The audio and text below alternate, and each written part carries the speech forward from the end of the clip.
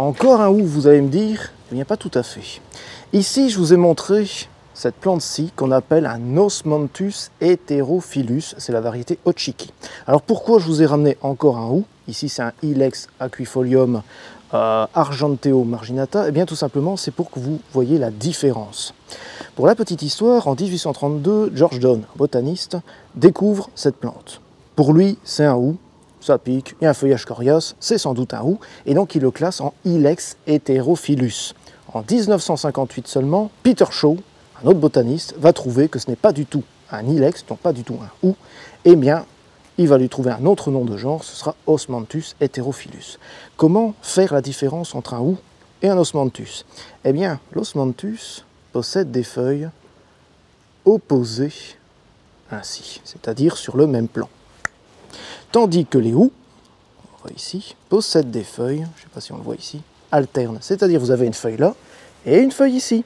Si vous avez donc des feuilles alternes, eh bien c'est pas du tout un Osmanthus, c'est un Ilex. Donc, hop, on va le retirer. Revenons donc à notre Osmanthus heterophyllus. Ça pousse originairement au Japon et c'est de la famille des Oléacées. La famille des Oléacées, c'est la famille du Forsythia, c'est la famille des Eleanus et des oliviers. Donc ça n'a vraiment aucun rapport avec les hous.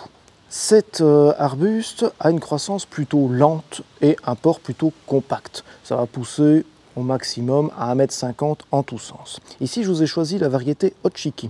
Ochiki est une variété, donc, comme vous voyez ici, panachée, mais dont les jeunes feuilles prennent une belle teinte rouge aussi, ce qui fait qu'il y a plusieurs périodes dans l'année où il sera très beau. Ici, on est en plein hiver, il est toujours très beau grâce à son feuillage persistant, mais il ne faut pas oublier aussi que ça fait des très petites fleurs qui ont une délicate odeur de jasmin et qui arrivent aux alentours de septembre-octobre, plus ou moins.